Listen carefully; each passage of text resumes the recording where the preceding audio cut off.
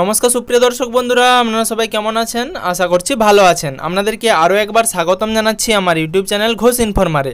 সুপ্রিয় দর্শক বন্ধুরা, আপনারা জানেন পিডব্লিউএল লিস্টের উপভোক্তাদের কিন্তু ডিসেম্বর মাস থেকে বাংলার বাড়ি বা বাংলা আবাস যোজনা প্রকল্পে টাকা দেওয়ার প্রক্রিয়া শুরু হবে। এবার কিন্তু তার সাথে মুখ্যমন্ত্রী নতুন করে আরেকটা ঘোষণা করে দিলেন। মুখ্যমন্ত্রী মমতা ব্যানার্জি তিনি ঘোষণা করেছেন আগামী সপ্তাহ থেকেই কিন্তু নতুন করে 1,20,000 টাকা এবং কিছু উপভোক্তাকে 70,000 টাকা করে প্রকল্পে বাংলার বাড়ির জন্য বাড়ি দেওয়া হবে এবং সেটার জন্য বিস্তারিত একটি প্রতিবেদন বেরিয়েছে। সেই প্রতিবেদনটাও আপনাদেরকে জানাবো এবং তার সাথে আপনাদেরকে রিকোয়েস্ট করব, আপনারা যদি আমাদের চ্যানেলে নতুন হয়ে থাকেন তাহলে অবশ্যই আমাদের চ্যানেলটিকে সাবস্ক্রাইব করে নোটিফিকেশনের বেল আইকনটিকে প্রেস করে রাখবেন, সবার আগে যাতে পশ্চিমবঙ্গের সমস্ত রকম আপডেট সবার প্রথমে আপনার মোবাইলে নিউজ ফিডে পেয়ে যান।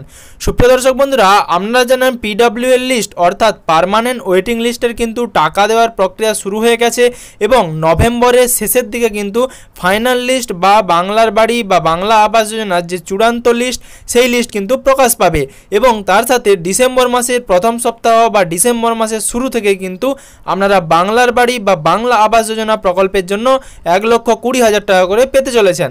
তার সাথে নতুন করে ক্ষতিগ্রস্ত বাড়িগুলোর জন্য নতুন করে আমাদের মুখ্যমন্ত্রী মমতা ব্যানার্জি তিনি ঘোষণা করেছেন তাদের 1,20,000 টাকা এবং 70,000 টাকা করে দেওয়া হবে।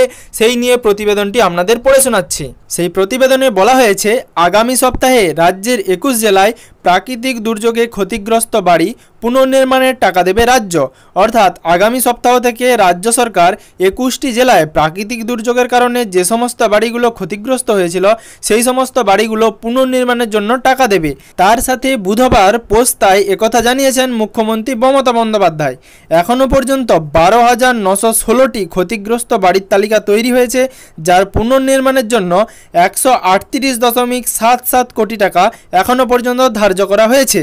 আগেই প্রাকৃতিক বিপর্যয়ে সম্পূর্ণ ক্ষতিগ্রস্ত বাড়ির জন্য 1,20,000 টাকা করে দেওয়ার সিদ্ধান্ত আগেই নিয়েছিল রাজ্য সরকার।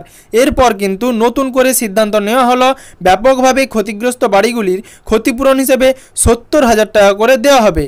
সেই নিরিখে উত্তর ও দক্ষিণবঙ্গ মিলিয়ে 9,677টি বাড়ি সম্পূর্ণরূপে ক্ষতিগ্রস্ত হয়েছে বলে তালিকাবদ্ধ করেছে নবান্ন। আর ব্যাপকভাবে ক্ষতিগ্রস্ত হয়েছে 3,239টি বাড়ি। সর্বাধিক বাড়ি 4,171টি ক্ষতিগ্রস্ত হয়েছে জলপাইগুড়ি জেলায়। দার্জিলিং জেলায় 3,218টি বাড়ি ভেঙে গিয়েছে।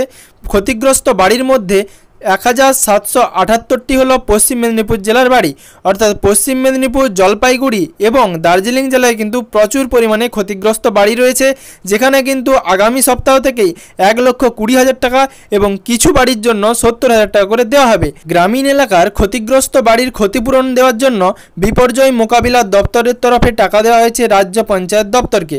অর্থাৎ সুপ্রিয় দর্শক বন্ধুরা, যে সমস্ত বাড়িগুলো প্রাকৃতিক বিপর্যয়ের কারণে ক্ষতিগ্রস্ত হয়েছিল সেই সমস্ত বাড়িগুলোকে কিন্তু 1,20,000 টাকা করে এবং কিছু বাড়ির জন্য কিন্তু 70,000 টাকা করে বরাদ্দ করা হয়েছে, যেগুলো কিন্তু গ্রামীণ এলাকার জন্য পঞ্চায়েত দপ্তরকে সরাসরি পাঠিয়ে দেওয়া হয়েছে এবং আগামী সপ্তাহ থেকে কিন্তু সেই সমস্ত বাড়ির অর্থাৎ সেই সমস্ত ক্ষতিগ্রস্ত বাড়ির মেরামতের জন্য বা নতুন করে পুনর্নির্মাণের জন্য কিন্তু এই টাকা বরাদ্দ করা হয়েছে নবান্ন থেকে। সুপ্রিয় দর্শক বন্ধুরা, এছাড়াও কিন্তু পিডব্লিউএল লিস্ট অর্থাৎ পার্মানেন্ট ওয়েটিং লিস্ট এবং তার সাথে যারা সিএমআরও গ্রিভেন্স পোর্টালে অভিযোগ করেছিলেন তাদের কিছু কিছু নাম কিন্তু বর্তমানে পিডব্লিউএল লিস্টের সাথে যুক্ত হয়েছে। তাদের কিন্তু নতুন করে এসএমএস ভেরিফিকেশন হয়েছে এবং এসএমএস ভেরিফিকেশনের পর যে নাম্বারটি আপনাদেরকে দেওয়া হয়েছে সেই নাম্বারটি কিন্তু আপনারা অবশ্যই ভবিষ্যতের কাজের জন্য সংরক্ষণ করে রাখবেন। এবং তার সাথে আপনাদের কিন্তু 30শে নভেম্বর ফাইনাল লিস্ট বা চূড়ান্ত তালিকা প্রকাশ হবে এবং সেই চূড়ান্ত তালিকা কিন্তু আপনাদের গ্রাম পঞ্চায়েতে প্রকাশ করা হবে এবং সেই গ্রাম পঞ্চায়েত থেকে সেই তালিকা চলে যাবে আপনাদের ব্লকে, তারপর ব্লক থেকে আপনাদের জেলা পরিষদে। সুপ্রিয় দর্শক বন্ধুরা, জেলা দপ্তরে যাওয়ার পর আপনাদের কিন্তু ডিসেম্বর মাসের প্রথম সপ্তাহ থেকেই বাংলার বাড়ি বা বাংলা আবাস যোজনার জন্য আপনাদের প্রথম কিস্তির টাকা আপনাদের ব্যাংক অ্যাকাউন্টে ঢুকতে শুরু করবে। এর সাথে যদি আপনাদের ব্যাংক অ্যাকাউন্টে অন্য কোনো রকম প্রবলেম থেকে থাকে তাহলে অবশ্যই আপনারা আপনাদের ব্যাংক অ্যাকাউন্টের সাথে যোগাযোগ করে সমস্ত সমস্যার সমাধান করে নিন।